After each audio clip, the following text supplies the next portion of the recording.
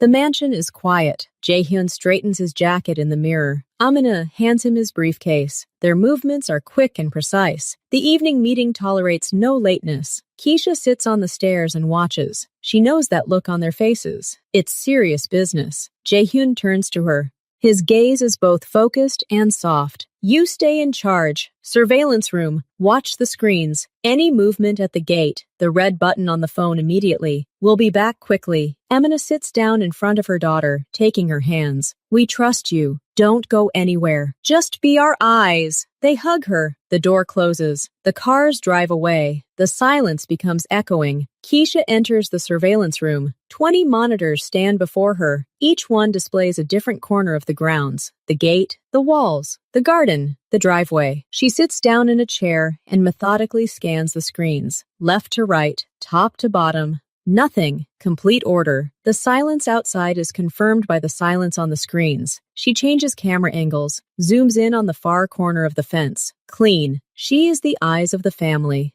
She is carrying out orders. Time drags on. There is a photograph on the table. They are all together. Happy. It gives strength. Keisha's stomach rumbles. She remembers the pie in the kitchen. A sweet snack beckons. All is quiet on the screens. Just for 5 minutes. She stands up, takes one last quick glance at the wall of monitors. 20 calm images. Okay. She steps out into the hallway, leaving the door ajar. Her footsteps echo in the empty house. She thinks of whipped cream and berries. Just a couple of minutes. What could happen? Keisha has already stepped out into the hallway, but something makes her turn around. Habit. Rule. She peers through the half-open door of the observation room with one eye. Her gaze glides across the monitors. The same 20 calm images. She's about to look away, but at the last moment, a shadow flickers across one screen. A quick, sharp movement. Not a bird, not a tree branch. Something large. By the eastern wall, Keisha's heart skips a beat, then starts pounding so hard it rings in her ears. The whole pie is instantly forgotten.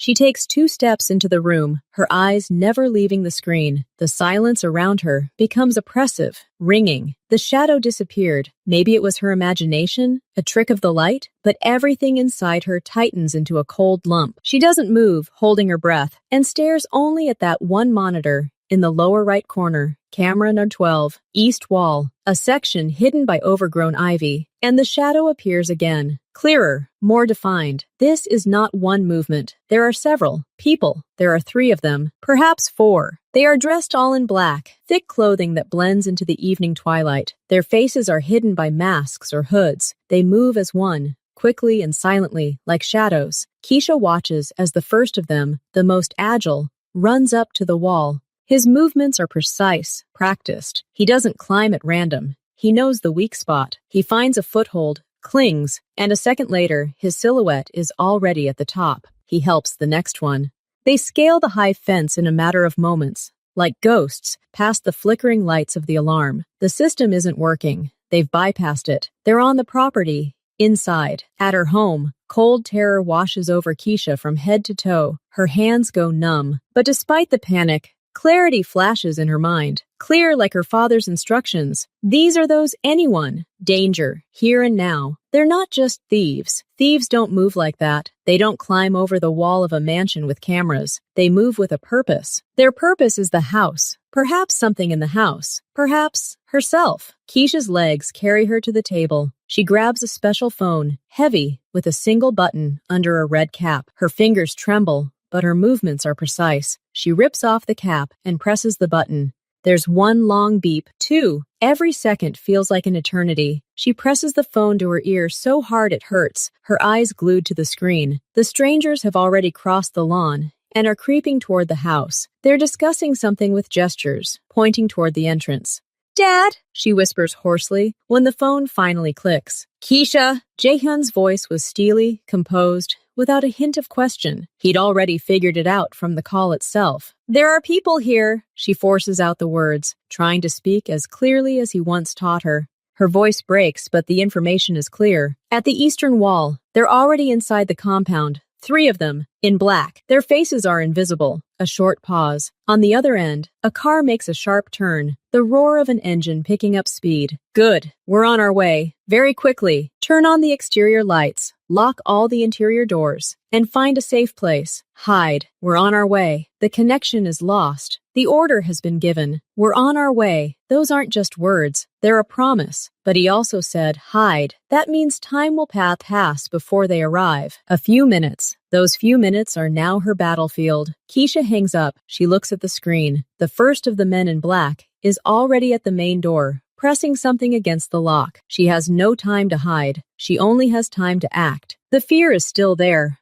a prickly lump in her throat, but it recedes, giving way to another feeling, a burning, clear decision. This is her home. They are waiting for her. She won't just hide. She will fulfill the other part of the rule, delay the threat, at any cost. My father's voice on the phone isn't just words. It's a command forged of steel. It doesn't waver. Every syllable is absolute clarity and cold determination. We're already on our way. Very quickly, these words fall into Keisha's mind like heavy, reliable anchors. They leave no room for doubt. Help is coming. She has support. Turn on the outside lights. Lock all interior doors. His instructions are swift and precise. He mentally runs through the house, knowing every crevice. Lighting will blind intruders, slow them down, and make them targets for cameras. Locked doors will create barriers, wasting time, and find a safe place. Hide. The final command, logical. The only correct one from an adult's perspective. End the conversation. Execute. Save yourself. The connection is lost. His voice still rings in my ears, but an oppressive silence falls over the room, broken only by the soft hum of the servers. On camera #1's screen, the man in black is already working on the main door lock. Something flashes in his hands. Keisha stands in the middle of the observation room. Her body wants to obey her final command. Hide. Her legs are ready to run deeper into the house, to a secret closet, or to the second floor, but her gaze is glued to the monitor. She sees the door outside trembling slightly. There's no time to find shelter, to lock the many doors. They'll get in first. They'll find her tracks. They'll search. The thought of simply lying low and waiting for these shadows to prowl her house, touch her parents' belongings, and approach her refuge suddenly becomes unbearable. It's not just fear, it's anger, a quiet, burning indignation that burns away the last of her panic. This is her home, her fortress. It was entrusted to her. Her father said, "You remain in charge. A leader does not hide while the enemy is within the walls. A leader protects." The decision comes not in a flash, but like a heavy, inexorable wave. It won't simply wait. It will resist. It will delay them. Every second they spend overcoming its obstacles will bring their parents closer. It will turn their home from a goal into a trap for them. Her eyes, wide with fear, narrow. Her gaze becomes focused, sharp. She tears herself away from the screen and glances sharply around the room, as if seeing it for the first time. Not as a refuge, but as an arsenal, tools, possibilities. A plan begins to take shape in her mind, fragmentary, bold, desperate. She remembers every bottle, every coat rack, every step in this house. She knows it better than any stranger. The first thing they need is to cross the threshold, so you need to meet them there. Keisha slips out of the observation room and runs down the hallway, not toward the bedrooms, but in the opposite direction, to the kitchen. Her sneakers slap silently on the hardwood floor. She opens the door under the sink. There, among the cleaning supplies, sits a large canister of vegetable oil. She grabs it with both hands. It's heavy, almost full. Dragging her back to the main hall is a task. She clutches the canister, clutches it to her chest, and runs, stumbling but not stopping. Along the way, her gaze falls on a camera in the corner of the hallway. The small screen already shows. The main door has given way. It's open a centimeter. The seconds are running out. She bursts into the spacious hallway before the front door. The floor is dark, polished to a mirror shine, a perfect surface. She rips the lid off the canister. The smell of oil hits her nose. Without thinking, she tilts the heavy container and begins pouring. A golden, viscous liquid spreads in a wide puddle across the dark wood just in front of the entrance. It spills every last drop, creating a long, wide, and deadly, slippery area. The canister crashes to the floor. Keisha jumps back into a clear patch. She looks at her creation. At first glance, it's just a wet spot in the semi-darkness. The trap is primitive, but it must work. The first step inside, and the guest will lose their balance. She hears a muffled creak outside. The door opens a little wider. There's no time for a second thought. Keisha turns and runs further down the corridor, leaving the first, oily line of defense behind her. Behind her, the muffled creak of the front door opening can already be heard. Keisha doesn't look back. She rushes into the next hallway, a narrow passage leading to her father's study and the dining room. It's carpeted here, but the edges are open parquet. She needs to slow them down here before they recover from the initial shock. Her gaze falls on the door to the utility room. She tugs it open. Inside, on a hook, hangs a roll of strong twine, the kind used for wrapping large boxes. She rips it off. It's a good length, several meters. She needs anchor points. On the left is a heavy antique coat rack, securely bolted to the wall. On the right is the massive door handle to the office. Perfect. She ties one end of the rope to the rack's leg, just below the floor, with a tight knot, familiar from rock climbing. Then, squatting, she runs with the other end across the hallway. She doesn't pull the rope very high, just ankle level. She wants it to be out of sight in the dim light. She ties the other end tightly to the door handle, leaving a little slack. The rope itself is dark, blending into the shadows. It won't stop her. It will trip her. It will make her fall, lose her momentum, maybe even hurt herself. Every second counts. The first sound comes from the hall, a dull thud, a short curse muffled by the mask. The first trap has sprung. They're already in the house, so their next step is a search. They'll go through the hallways, open doors. They need one more surprise right at the entrance to the next area. Keisha rushes to the kitchen. There, her hands find a lightweight plastic bucket under the sink. She shoves it into the large sink and turns on the cold water tap. The water gushes out, filling the bucket with a deafening roar that seems impossibly loud to her. She turns off the water, barely able to lift the heavy bucket. Her target is the door between the walk-in closet and the guest room, which they'll probably check. The door opens inward. Keisha enters the walk-in closet and places the bucket on the floor. She needs support. She stands on a stool, grabs the bucket, and lifts it with great effort. Water splashes, soaking her sleeve. She places the bucket on the top edge of the slightly open door, carefully keeping its center of gravity on the outside. She carefully removes her hand. The bucket stands, swaying, but holding upright. The trap is as primitive as a comic book, but in the darkness, as they push the door, thinking only of what's behind it, they won't look up. The light plastic door will open, and the bucket will tip over. Cold shock, wet clothes, temporary disorientation, a few more precious seconds.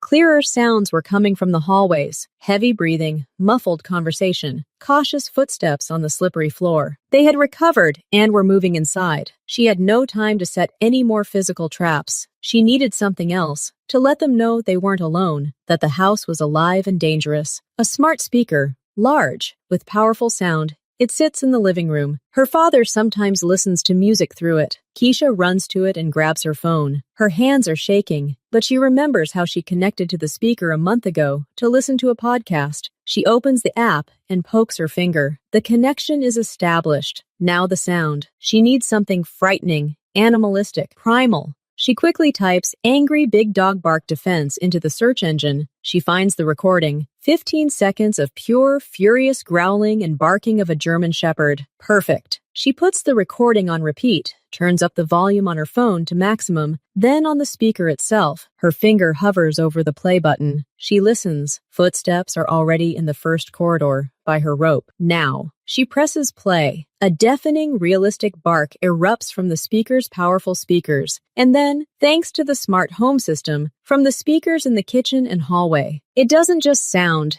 It fills the entire space, leaping from room to room, creating the complete illusion that a huge, enraged dog is rushing through the house straight at the intruders. The growl is low, vibrating, the bark staccato and furious. Keisha freezes, listening above the sound. From the hallway comes a sudden movement, a short, startled cry muffled by the mask, and the sound of someone hitting something. A second trap? Rope? It doesn't matter. The sonic attack is working. They're frozen, scared, disoriented. She's gained another half-minute, maybe a whole minute. The barking roars furiously through the house, creating chaos of sound, but Keisha knows it's an illusion. Sooner or later, they'll realize the dog isn't there, or they'll stop being afraid of it. They need to be greeted with something real, something tangible, something that bites, hits, and gets dirty. She rushes into the kitchen again, this time as if it were an ammunition depot. Her gaze darts over the shelves and countertops. She grabs an empty shopping bag with long handles lying on a chair. The first strike force is eggs. A carton of a dozen white eggs flies into the bag. Perfect grenades. Fragile, sticky, distracting. Then tomatoes. Several large, slightly soft tomatoes from a bowl on the table.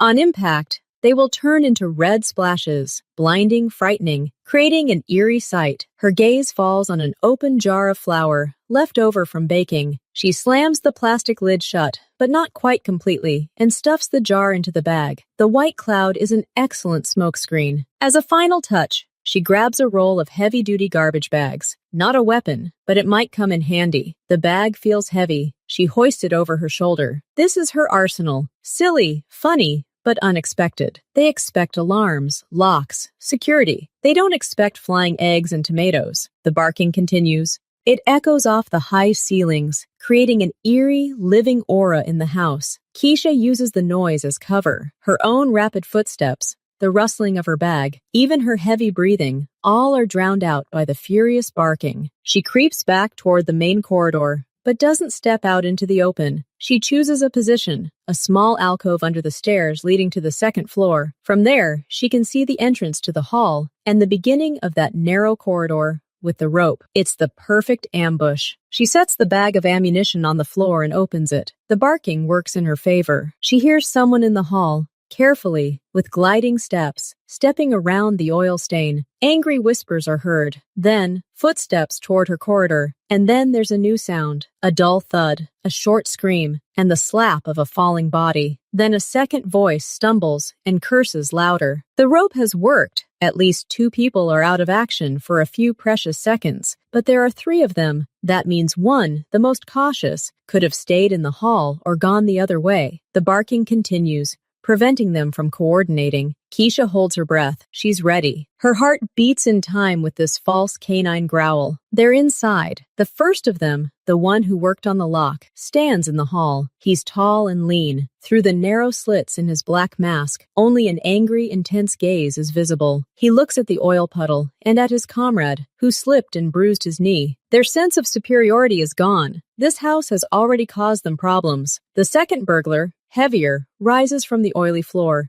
his clothes stained. He nods toward the corridor from which the sounds of the fall came. Their third comrade went to investigate. The tall man signals with his hand to move. They skirt the puddle and head into a narrow corridor. Just then, the barking, previously thundering in the distance, suddenly erupts with renewed vigor from the speaker in the living room. To their right, both flinch and instinctively duck. It's a natural animalistic reaction to the growl of a predator. It is this movement, this distraction, that prevents them from seeing the dark rope at their feet in the semi-darkness of the corridor. The heavy one, the one who had already fallen, goes first. His foot catches on the rope. He doesn't just stumble, he flies forward with all his weight, hitting his shoulder and head against the wall with a dull thud. He freezes, stunned. The tall man, following him, freezes for a moment, trying to figure out what happened. He sees the rope, sees his partner lying down. His hand reaches for his belt, where something flashed. But before he can do anything, a new sound is heard, muffled, from behind the door to the left. A knock? A noise? He's distracted by the closet door. It's logical to check if that's where the threat is coming from. He takes a step and pushes the door open with his shoulder. A plastic bucket resting on the top doorframe plummets. Icy water descends on him in a devastating torrent, drenching his hood, his mask, and running down his collar. He jumps back with a stifled cry, shaking his head, temporarily blinded and shocked. At that moment, the barking suddenly ceases. A deafening, oppressive silence ensues, broken only by the heavy breathing of the 2 men in the hallway and the drops of water falling from the tall man's clothes. They are disoriented, wet, and one is stunned. Their plan collapsed within minutes. They didn't even have time to begin their search, and the house, which should have been empty and defenseless, turned out to be full of hidden threats. It was in this silence that they heard a new sound, not a bark, a light rustling, And at the end of the corridor, in a niche under the stairs, they saw a figure, small, standing motionless, something in its hands. The first of the men in black, the one who had been working the lock, pushes the heavy door. It gives way with a soft creak. Instead of a dark, silent hallway, he's greeted only by the dim light from the corridor, falling on the strangely shiny parquet floor just beyond the threshold. A second to process the situation. Wet cleaning? A leak? His brain, primed for secrecy and threat, doesn't have time to process the mundane possibility. He takes a confident step inside.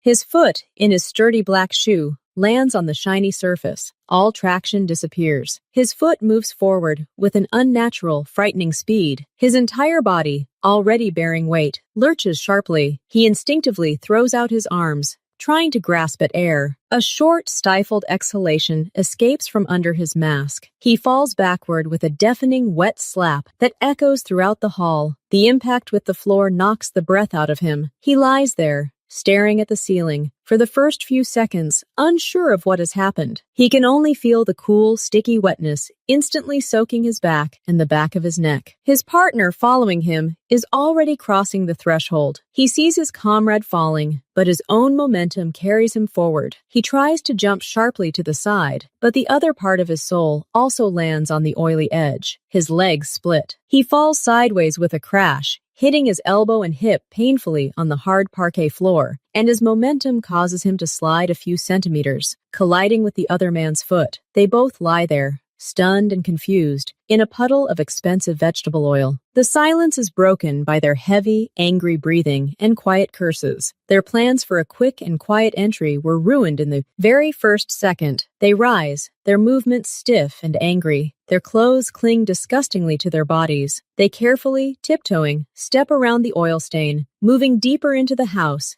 into a narrow corridor. The furious barking blaring from the speakers presses on their ears, preventing them from thinking. Their attention is dulled by their first failure and the aggressive background noise. The first, heavier man walks ahead, hurrying out of the cramped space. His eyes scan the walls and doors, searching for threats, cameras, movement. He doesn't look down. In the dim light, the dark twine, stretched a few centimeters above, the floor is completely invisible. His foot steps directly onto the rope and overshoots it. As he shifts his weight, the rope tightens, abruptly stopping his foot's progress. His upper body, driven by inertia, continues to move forward. A complete loss of balance. He doesn't just stumble, he flies. With a dull, heavy thud, his body slams into the wall, shoulder first, and his masked head first. He collapses to the floor, stunned, mumbling something incoherent. The second, taller one, freezes 2 steps behind. His brain registers a fall, but the cause is unclear. He stops abruptly, crouching into a fighting stance, his hand flying to his belt. He looks at this prone man, then forward, searching for wire,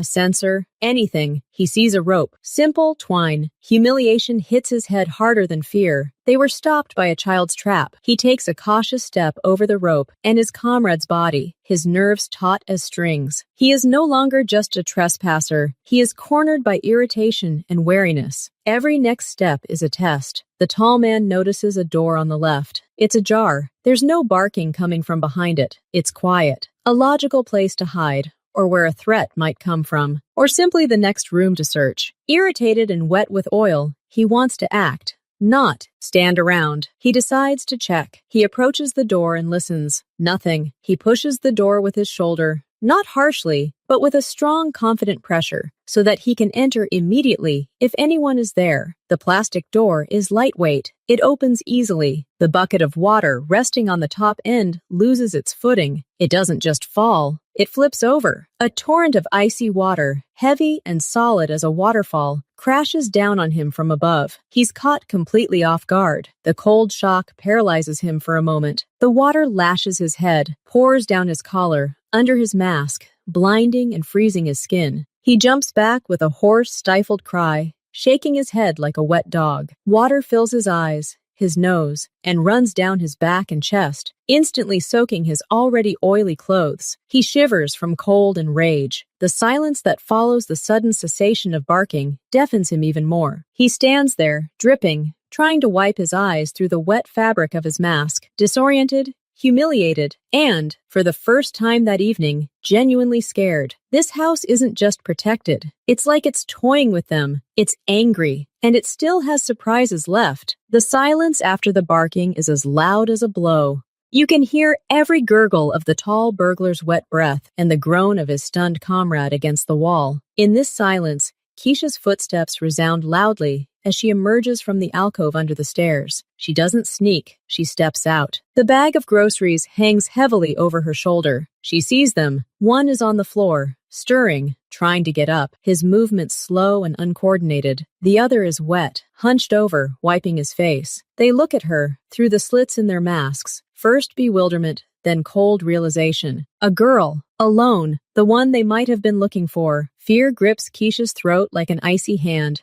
But she sees the oil on their clothes, sees one of them clutching their shoulder. They've already been defeated by her traps. They're not all powerful. She stands between them and the heart of the home. She is the promise made to her parents. Her hand reaches into her bag. Her fingers touch the smooth, cool shell. She doesn't scream. She speaks clearly, her voice trembling, but it rings in the silence. Get out! The first egg flies in a short, sharp arc. It's not meant to wound. It's meant to shock. It hits the tall man in the middle of the chest. There's a dull, rich pop. The yolk and white splash across the dark fabric, spreading into a grotesque, sticky mess. The tall man flinches in surprise, looking down at the stains. His brain refuses to comprehend. An egg? Keisha already has a second one in her hand. She throws it at the one on the floor, who has just risen to his knees. The egg hits his masked forehead. The shell shatters. Sticky goo flows into the eye slits. The man screams and stumbles back, blindly running his hands over his face. Now it's the tomato's turn. Keisha grabs one. It's heavy, soft. She throws it with all her might. The red tomato hits the wet tall man in the shoulder and smears across his jacket, adding scarlet splashes to the water oil egg mixture. The second tomato flies at the first, hitting him in the neck. Cold, slimy flesh runs under his collar. They don't attack. They're frozen in a state of complete cognitive dissonance. They were trained to resist, to overcome security, to confront. They weren't taught what to do when groceries from the supermarket are flying at you. It's absurd. It's humiliating. It's frighteningly effective because it paralyzes the will for seconds.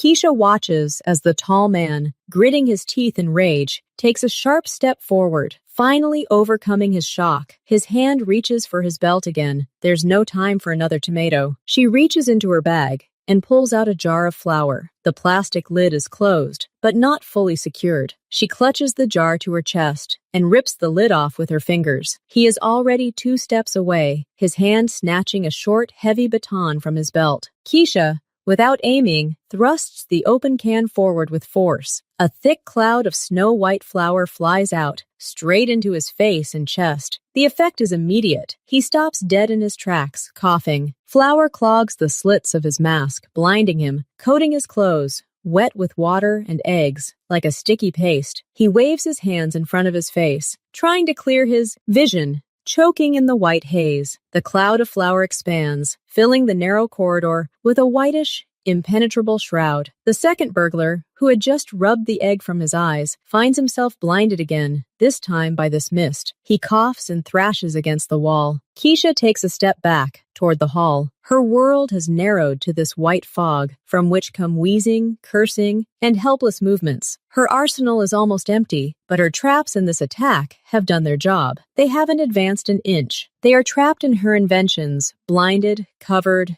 angry, and helpless. She has won every promised second. Now she just needs to hold on. A white cloud of flour slowly settles, turning into a sticky paste on the wet floor, and the burglars close. The tall man, blinded and coughing, takes a careless step back, trying to escape the murky haze. His foot lands on the edge of an oily puddle spreading from the hallway. The treads on his soles, already clogged with flour and egg mixture, lose their last grip. His legs lurch forward. He falls backward, his butt hitting the edge of the massive oak cabinet in the hallway. The sound is dull, bone-like. His body goes limp, his arms flailing limply. He doesn't move. The second burglar, making his way to the hallway exit, steps on a wet patch of parquet. He slips and instinctively grabs the doorframe, but his hand, stained with egg and flour, slips. He loses his balance and falls, hitting his temple on the handle of that very same cabinet. A short exhale, and his body freezes next to his comrade. The third one, the one stunned by the wall in the hallway, finally rises to his feet. He sees those lying in the hallway, sees Keisha standing in the distance with an empty bag, but his own movements are slow. The world swims before his eyes. He takes a step, stumbles over his own weakness and the threshold between the hallway and the hallway, falls to his knees, and no longer tries to rise, simply struggles to catch his breath. Silence, so complete that my ears are ringing. No more barking, coughing, or cursing. There is only the heavy, ragged breathing of the stunned man on his knees and the complete stillness of the two on the floor. Keisha stands motionless. She grips the handle of her empty bag so tightly that her fingers turn white. She listens. No footsteps, no creaks. Only the ticking of the antique clock in the living room, which now seems deafeningly loud. She takes a slow, cautious step forward. Her eyes scan the battlefield. Two bodies in black lie motionless in strange, awkward positions. A third sits hunched over on the floor, his head bowed. Evidence of her defense is everywhere. Golden streaks of oil reflecting the light, white and yellow stains of eggs, red splatters of tomatoes. Flour settled on everything like frost, and a large puddle of water. The air smells like a kitchen after a failed cookout, and something pungent. Sweat and dust. She doesn't come closer. She watches. The tall man's chest rises slightly. He's breathing. The other one, too. They're alive. She didn't mean for this to happen, but her traps and their own panic had done their job. She retreats to the stairs, leaning her back against the cold railing. The adrenaline begins to subside, and a small, uncontrollable shudder runs through her body. She did it. They didn't get through. The house is intact. She is intact. She held them off until, at first, it's a distant sound, barely perceptible, just below the threshold of hearing. Not a bird, not the wind. A steady, growing hum. One thing. Two. Engines. Revving high, harshly, aggressively. Keisha freezes, listening. The sound becomes clearer, closer. This isn't ordinary street noise. It's cars speeding down their quiet driveway. Tires squeal on the turns. Keisha's heart, just beginning to calm, began to pound again, but this time with anticipation. She glanced at the front door, still ajar. On the gate's security camera monitor, visible from the hallway, headlights flash. One pair, then another. The cars don't stop at the gate. A sharp, brief scraping of metal is heard. The gate, which hadn't had time to open, was simply knocked off its hinges by a powerful impact. Two dark, powerful cars burst onto the property, kicking up gravel, and screeched to a halt right in front of the front entrance, their headlights casting a white light across the doorway and part of the hallway through the windows. The doors swing open almost in sync. Quick shadows dart out. No one says a word. Only quick, confident footsteps on the gravel approaching the house. Jae-hyun is the first to enter the house. He doesn't rush in, but enters quickly, but with restraint, his body braced for any threat. He sees the door ajar and smells a strange odor, a mixture of oil, eggs, and dust. His hand is already at his waist, his gaze scanning the room in a split second, and the picture opens up before him in its entirety. His two men in black, who arrived in the second car, are already neutralizing the third burglar in the hallway. But that's not the main thing. The main thing is the hall. The floor resembles a battlefield after a food fight. Two bodies in black, unconscious, lie in puddles of an incomprehensible substance. Oil glistens everywhere. Yellow and red stains are visible, white spots of flour. Water drips from the ceiling, and there stands his daughter, pale, trembling, holding an empty bag in her hand, pressed against the stairs. Amina burst in after him. Her eyes immediately, instinctively, find Keisha. Keisha is not a scream, but an exhalation of horror and relief. She tries to rush forward, but Jae-hyun stops her with a quick movement of his hand, pointing to the slippery, flooded floor. Amina freezes in the threshold, her eyes darting from her daughter to the fallen people, to the absurd chaos. Her face is a mixture of incomprehension, fear, and shock. This is not the picture she feared to see. This is something surreal. Jae-hyun takes the first cautious step, skirting the oil stain. His gaze is already analytical. He sees more than just a mess. He sees an empty oil can against the wall. He sees a dark rope stretched across the hallway. He sees a plastic bucket lying on its side. He sees a flour can. He's putting together a puzzle. Amina, stepping carefully, makes her way to her daughter and hugs her, feeling her tremble slightly. "Are you hurt?" "Are you okay?" she whispers, checking her face and hands. Keisha shakes her head. She looks at her father. He approaches, his face unreadable. "Keisha," he says quietly, but loud enough to carry through the silence. "What happened?" She takes a deep breath. There's still a tremor in her voice, but the words come out clear as a report. She learned clarity from him. "I saw them on the camera, by the east wall. I called you. You told me to come back quickly. I knew I had to delay them." She points to the floor. "That's oil."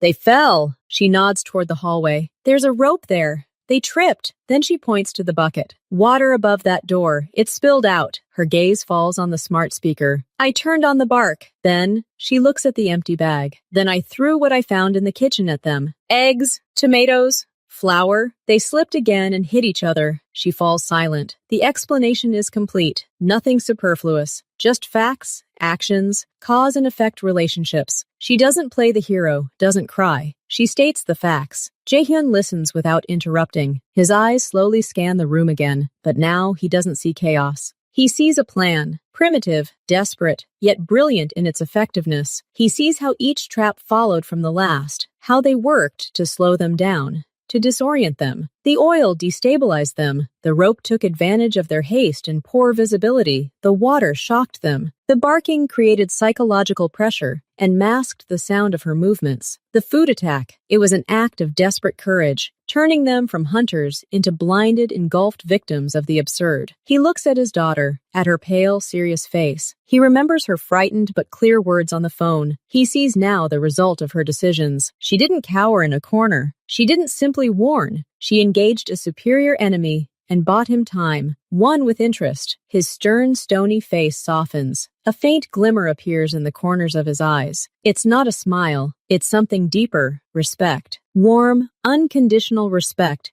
and pride that fills his chest with warmth. He takes a step toward her, carefully placing his foot on clear ground. He looks her straight in the eyes and places a heavy, firm hand on her shoulder. His touch is firm, anchoring. "You didn't just hold them off," he says, his voice low, almost reverent. "You executed a defensive operation. You utilized the terrain and the resources at your disposal. You maintained control." He pauses, his gaze growing even more serious. "You were a true protector, the best I could have ever dreamed of." It's the highest praise she's ever heard from him. Not good boy, not smart girl, a true protector. His tone and words erase the last of her trembling. Keisha straightens her back under his arm. She nods. Everything she's done was for those words, for that look. Jaehyun's words hang in the air. Amina, still holding Keisha, hears them. Her embrace, which had been a rush of startled tenderness, suddenly changes character. It becomes tighter, more deliberate. She pulls back just enough to look her daughter in the face. Her fingers gently push a strand of hair from Keisha's forehead, damp with tension. "I was so scared when I heard your call," Amina says quietly, and there's no reproach in her voice, only a shaky relief. "I was only thinking about how to get to you faster." Her eyes, full of tears that never fell, scrutinize her daughter's face, searching not only for physical signs, but also for emotional ones. She sees in them not a child's fear, but an adult's weariness after hard work. And her fear is finally replaced by another feeling, a shocked, bottomless pride. She pulls Keisha back and kisses the top of her head, inhaling the familiar scent, now mingled with the scent of flower. This hug says more than words. "You did it. You're alive. You're our heroine." Jaehyun removes his hand from his daughter's shoulder, but his gaze doesn't break. He nods to his wife, silently conveying that everything is under control. His men have already carried away 2 unconscious burglars, and the third, stunned, is being led by the arms, his head hanging limply. "She didn't just call," Jaehyun says, addressing both Amina and Keisha. His voice is no longer just for his daughter. He's stating a fact. For the entire family. She made a defense plan. She used every second. She acted like a professional in a crisis. He looks at Keisha again. "You didn't let fear get the better of you. You thought, and you won. You are the true protector of this house." Her father's words, already spoken now, heard again, and in her mother's presence, take on official weight. It's not just praise, it's recognition. Keisha feels the last remnants of the icy lump melt inside her. Her chin stops trembling. She nods, looking at her father, then at her mother. She did what she had to. She didn't let them down. The moment of family silence is broken. Jae-hyun gives a barely perceptible nod to one of his men. The man returns the gesture with a knowing look. Amina, catching this unspoken command, gently but firmly takes Keisha's hand. "Come on, sunshine," she says quietly. "Let's go upstairs and get yourself ready." She leads her daughter away, shielding her from what happens next. Keisha takes one last look at her father. He no longer stands like a father, but like the master of the territory. His posture changes. His shoulders straighten. His face becomes stony, emotionless. He looks at his subordinate, who is holding the only conscious burglar so far. Jae-hyun says curtly, "Clean up this mess and post people around the perimeter." He turns and walks forward without looking back. His steps are now firm, resounding. He enters his office, avoiding the stains on the floor. A moment later, a prisoner is brought in. The man in black, wet, covered in dough, no longer looks threatening. He looks pitiful. His mask has been removed. His face is pale. His eyes dart around the room, stopping on Jae-hyun's stern figure standing by the huge, dark desk. Jae-hyun doesn't sit. He stands with his palms on the tabletop. He doesn't shout. His voice is quiet, cold, and very clear. "You have one chance to tell everything at once," he begins, looking straight at the captive. "Who sent you?" The prisoner tries to straighten up, to pretend he's still in control, but his gaze betrays an animal fear. He saw how this man looked at that girl, and now those same eyes look at him, and there's nothing human in them, only ice and calculation. I won't say anything," he mutters, but his voice trembles betrayingly. Jae-hyun doesn't move. He just stares. The silence in the office becomes palpable, oppressive. It lasts longer than any scream. "You broke into my house," Jae-hyun finally says, almost thinking out loud. "You scared my family. My 11-year-old daughter made a joke out of you and your friends. You were lying in a puddle of whatever she found in the kitchen." He pauses briefly, letting the humiliation sink in. "Your employers already know about the failure. They'll cut you out. You have no allies. You only have me. And my question is, who?" The prisoner swallows. A struggle rages in his eyes. Fear of the unknown employer versus fear of the man who is here, in this room, and who sees him as a problem that demands an immediate solution. And he breaks. The name escapes his lips in a whisper. The name that escaped the prisoner's lips hangs in the quiet office. It's not a resounding one, not the name of a powerful enemy from another clan, or an influential official. It's the name of a petty, greedy man, a partner in a construction project whom Jae-hyun had turned down a dubious deal a month ago, a man whose ego proved bigger than his wits. He tried to pressure, to threaten through intermediaries. After receiving a polite but firm refusal, he decided on this foolish act. Jae-hyun doesn't even blink. He's found out what he wanted. This information only confirms his suspicions. No large-scale threat, no war. Just a rat determined to bite a lion while it slept, and sending other rats to do it. "Details," Jae-hyun demands, his voice still even. "How much did he pay? What was the goal? To steal documents? To steal cars? To scare?" The prisoner, sensing the first barrier has fallen, gives up the information faster. The goal was an act of intimidation. Break into the house while the owners are away. Wreak havoc. Perhaps steal something valuable for the appearance of robbery and leave. A message. No mention of a specific threat to life, especially to a child. Apparently, even this foolish client wouldn't dare do such a thing outright. But these hounds in black, having entered the house and found the girl there, could act at their own discretion. This thought makes the ice in Jae-hyun's chest tighten even more. He asks a few more clarifying questions about the communication channels, the place where the money was handed over, and the car they arrived in. The prisoner answers, hoping for leniency. His story paints a picture not of a professional raid, but of a cheap, hasty adventure. When the flow of words dries up, Jae-hyun slowly nods to his man standing at the door. He understands that the interrogation is over. Hae-hyun orders, "Treat the minor injuries." "And wait!" The man in black nods briefly, takes his subordinate by the elbow, and leads him out of the office. The door closes. Jae-hyun is left alone. He finally sinks into the chair behind his massive desk. There's a photograph on the desk. Keisha, about 5 years old, perched on his shoulders, laughing. He stares at it for several long seconds. The silence in the office is different now. not oppressive, but focused. A plan is already forming in his head, not revenge. Revenge is emotion. He can't afford emotion now. He needs justice and, more importantly, prevention. A clear, unambiguous signal to anyone who might see weakness or opportunity in this situation. A signal that his family is an absolute red line. Half an hour later, Amina quietly enters the office. She brought him a cup of hot tea. Her face is calm, but her eyes are attentive. She places the cup in front of him. Keisha is sleeping. I gave her some sedatives the doctor prescribed for insomnia after that incident at school. She passed out almost immediately. Physically, she's fine. She's just devastated. Jaehyun takes the cup, nodding gratefully. The warmth of the vessel penetrates his frozen fingers. I found out who was behind this, he says without preamble. Park Min-seok. Amina frowns, running through her memories. The building contractor? The one who wanted you to turn a blind eye to the substandard materials? Him! He thought he'd intimidate us into changing our minds. He hired those losers. What will you do? Her question is quiet, but there's no fear or plea for mercy in it. She needs to know so she can understand how to protect her daughter in the future. Jaehyun takes a sip of tea. First,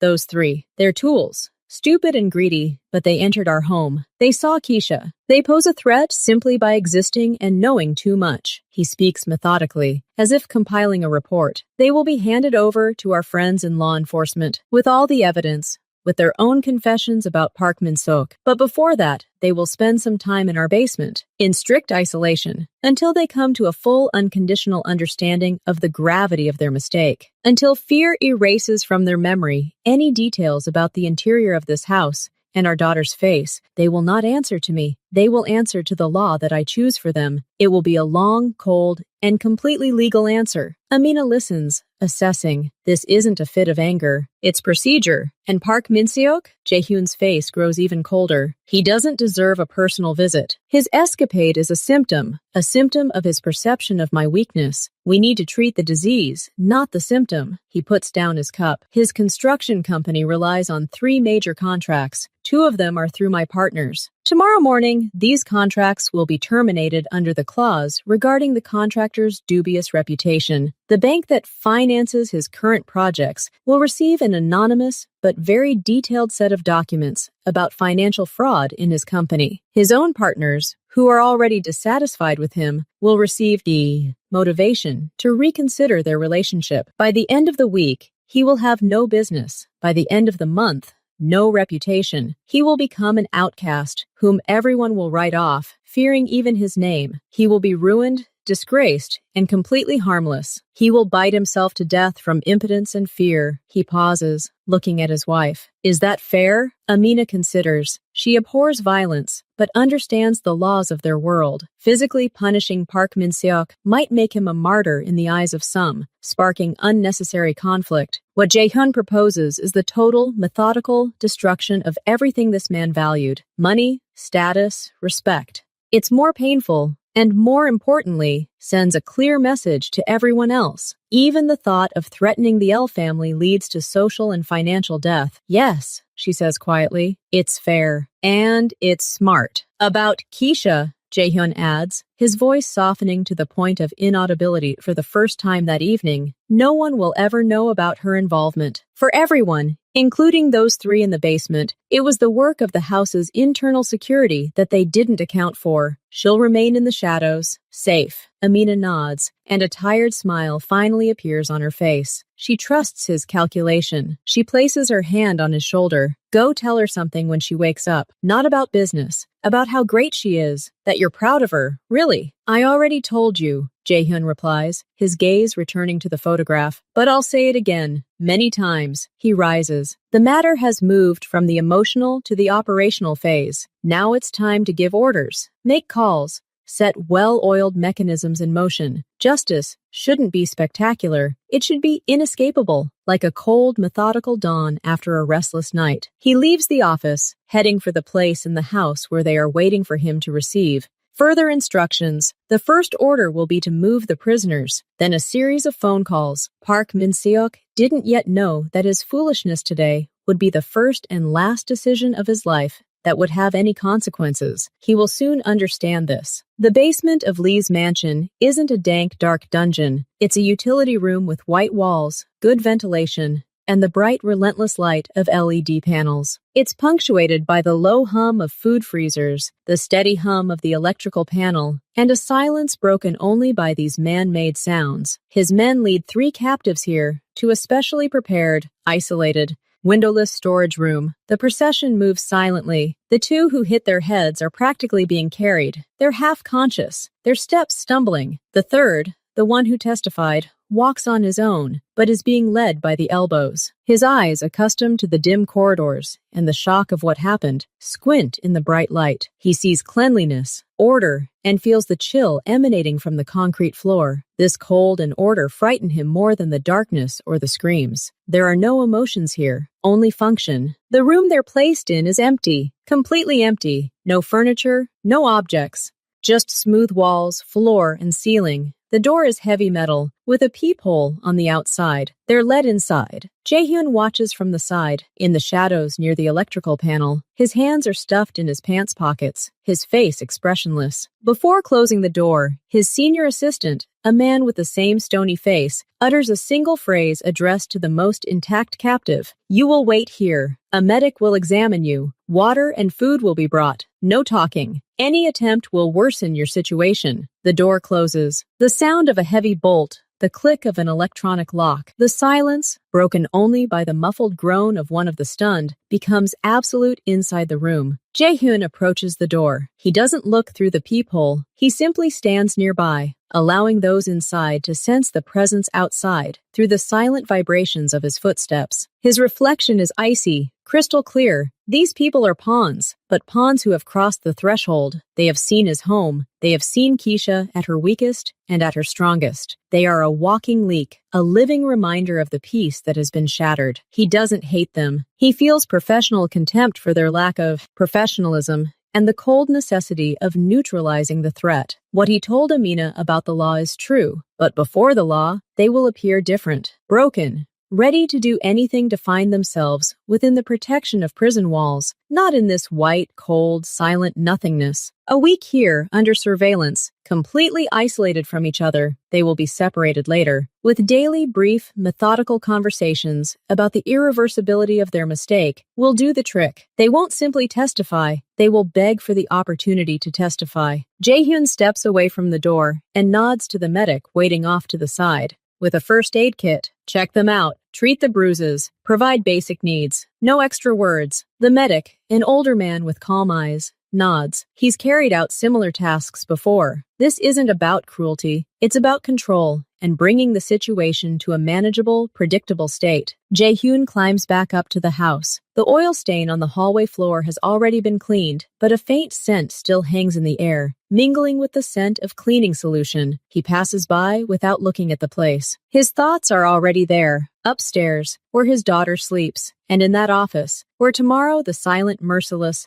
machine of Park Min-seok's ruin will begin. Punishment must be multi-layered, like armor. These 3 in the basement are the lowest, most basic layer. Keisha wakes around noon. The sunlight filtering through the blinds seems too bright, too normal. She lies in her bed, covered with a soft blanket. The events of the previous night emerge in her memory not as a panicked delusion, but as a clear, almost alien chronicle. Screens, shadows, a bell, oil, rope, barking, eggs, flour, falls, and her father's face, his hand on her shoulder, his words. She goes downstairs. The house smells of ordinary life, coffee, fresh bread. Amina greets her in the kitchen. There's no trace of yesterday's horror on her mother's face, only a warm, slightly tired smile. "Good morning, Protector," Amina says, pouring her juice. "How did you sleep?" "Soundly," Keisha answers quietly. She sits down at the table. Everything is in its place. No signs of battle. "And those? Father took care of them. You don't need to worry about them anymore. They won't come back." There's no awkward silence at breakfast, but a calm, almost ritualistic stillness. Everyone is processing what just happened. Later, when Jaehyun leaves his office, he finds them both in the winter garden. Amina is watering the orchids. Keisha is looking at the fish in the large aquarium. "Family meeting," Jaehyun announces, sitting down in a wicker chair. His tone is businesslike, but not cold. We'll discuss the new safety rules. Keisha turns to him, wary. She expects reproaches, prohibitions, new restrictions. First, Jae-hyun begins, looking at his daughter. Your actions last night were exceptional, but they also exposed weaknesses. A standard surveillance and alarm system is insufficient if the enemy knows how to bypass it. He doesn't say, you shouldn't have. He says, the system isn't sufficient. That's an important distinction. Therefore, he continues, changes will be made to the house. Unnoticeable ones, new types of motion detectors, hidden cameras in additional locations, sound sensors along the perimeter. All of this will be connected not only to the surveillance room, but also directly to my and your phones, with varying levels of alert. Keisha nods. It's not a punishment, it's an upgrade. Secondly, his gaze shifts to Amina, then back to Keisha. Your training. You acted instinctively and intelligently, but instincts may not be enough. If you agree, I'll organize special training for you. Not combat, tactical, threat assessment, crisis psychology, the basics of safe spatial movement, first aid, so that the knowledge is systemic, not improvised like yesterday. The offer makes Keisha sit up straighter. This isn't about locking her away. It's about giving her real tools. She feels a small spark ignite inside her, the same one that burned inside her the night she planned her defense. I agree, she says clearly. Amina nods approvingly. She doesn't see this as a militarization of her daughter's childhood, but as giving her control over her own safety. Thirdly, Jae-hyun pauses briefly, the in case you're left alone plan. There was one, but it was passive. Watch, call, hide. Now it will have an active phase. A special app will appear on your personal phone. One button. It won't just send a distress signal. It will activate specific protocols within the house itself, automatically locking individual doors, distorting the camera feed for outside observers, simulating activity in different parts of the house. You won't just wait for help. You'll manage your defenses at a tactical level until help is on the way. This is the highest level of trust. She's being handed not just a panic button, but a remote control for part of the family's security system. And lastly, Jae-hyun says, his voice softening, the main rule remains unchanged. Your life comes first. All these systems, all the training, to preserve it and give us time. Not so you'll have to confront us like yesterday. Yesterday was an exceptional case, and you handled it brilliantly. But our job is to ensure you never have to make such a choice again. Understood? Keisha looks at him, then at her mother. She understands. She's not being told, you're great, but don't do that again. She's being told, you were great in that emergency, and now we're going to make sure you have the best tools to either prevent similar situations from happening or to survive them as safely as possible. It's a conversation between equals, a conversation with an advocate. I understand, she says. And Keisha, Amina adds, coming over and placing a hand on her shoulder. We're proud of you, not just for your bravery, for having a good head on your shoulders, but our job as parents is to worry. These new rules are largely for our peace of mind, so we know you're as protected as possible, even when we're not around. The meeting is over. No recriminations, no hysteria, just analysis, planning, and trust building. Keisha feels the last vestiges of tension leave her. She hasn't become a victim. She hasn't become a problem. She has become a force for positive change. She is now part of the security system, not just as an observation point, but as an operator. This sense of responsibility warms her from within, more powerfully than sunlight in a winter garden. Jae-hyun, watching his daughter study the house layout with renewed interest on the tablet he'd just handed her, complete with diagrams of the new sensors, felt a deep, quiet satisfaction. The threat was neutralized. The family was united. The protector was growing and learning. This was the best possible outcome, far better than mere revenge. This was a sustainable, long-term solution. A new, unfamiliar rhythm had settled into Elle's house. Outwardly, everything remained as before. Silence, order, the smooth flow of days. But Keisha sensed changes in the very fabric of her world. They weren't loud. They weren't frightening. They were like new, stronger threads woven into a familiar pattern. Every morning after breakfast, she spends 10 minutes in the surveillance room, but now it's not just a routine. It's a system check. Her tablet, linked to her home network, has a special app open with a simplified map of the house and grounds. Green icons indicate that all sensors are functioning properly. She's learned to recognize them: glass break sensors, motion sensors, with heat signature recognition to avoid triggering a cat or large bird, vibration sensors on the fence. She doesn't just look at the screens, she compares their angles with the map, mentally marking blind spots, which, as her father explained, are now covered by other hidden cameras. One day, during such a check, a yellow light began flashing on the perimeter. Not red, alarm, but yellow, attention. Keisha's heart skipped a beat, but her fingers instinctively reached for her tablet. She zoomed in on the camera feed at the back gate. It wasn't a shadow, not a person. It was a large raccoon, brazenly trying to squeeze under the fence. It had entered the motion sensor's field of view. Keisha, following the new instructions, didn't call her father. She sent a false alarm animal signal through the app. A second later, the system's automatic response arrived on her tablet. Status confirmed, response canceled, incident recording saved. She had done it, on her own, without panic. Twice a week in the evenings, an instructor comes to see her. Not a fearsome fighter, but an older, fit woman with a quiet voice and watchful eyes. Her name is Ms. Chan. She doesn't teach fighting. She teaches seeing and thinking. They go over room diagrams, and Ms. Chan asks questions. If you're here and a potential threat appears, how many escape routes do you have? Which path is the least illuminated? Which door in this room opens inward and which outward, and how can you use that? They practice the call algorithm. Not, "Dad, there's someone here," but a clear message. Where am I? What am I seeing? What am I hearing? What am I doing? Keisha learns to control her breathing so her voice doesn't shake. She learns how to use the most ordinary objects in the house not to attack, but to create interference, delay, and noise. Her father sometimes attends these classes, sitting in the corner with his laptop. He doesn't interfere. He observes. And when Miss Chan tells him after the lesson, she has an analytical mind and composure in simulated situations, Keisha sees the same flash of silent pride flicker in the corners of his eyes as she did that night. One day at dinner, Amina asked, "Keisha, aren't you scared now? After everything? Doesn't the house feel like a fortress now?" Keisha thought about it, putting down her fork. "No," she answered honestly. "It used to be scarier. I used to just stare at the screens and hope nothing would happen. Now I know that if something does happen, I don't just have a button. I have a plan. I know how the system works. I know where to go, what to do until you arrive. This isn't a fortress. It's a toolkit, and I'm learning how to use it." Jaehyun and Amina exchanged glances. There was no bravado in this answer. There was understanding.